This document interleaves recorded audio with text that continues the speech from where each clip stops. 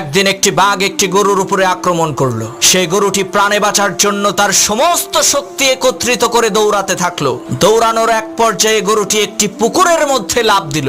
ঘটনাক্রমে সেই পুকুরের মধ্যে কোনো পানি ছিল না, শুধু ছিল কাদা। এদিকে গরুর পেছন পেছন বাঘটিও সেই পুকুরের মধ্যে ঝাঁপ দিল। এতে করে গরু এবং বাঘ দুইজনেই পুকুরের কাদার মধ্যে গলা পর্যন্ত আটকে গেল। তখন বাঘ রাগান্বিত কণ্ঠে গরুকে বলে উঠলো, ওই হারামজাদা, তুই আর লাফ দেওয়ার জায়গা পাইলি না? তুই ডাঙ্গায় থাকলে তোকে না হয় একটু মজা করে খাইতাম, কিন্তু এখন তো তুইও মরবি, আমাকেও মারবি। তখন গরু বলল, বাঘ ভাই, তোমার কি কোনো মালিক আছে নাকি? তখন বাঘ বলল, আরে আহাম্মক, আমি হচ্ছি বনের রাজা, আমার মালিক হবে কে? তখন গরু বলল, বাঘ ভাই শোনো, তোমার মালিক না থাকলেও আমার কিন্তু মালিক আছে।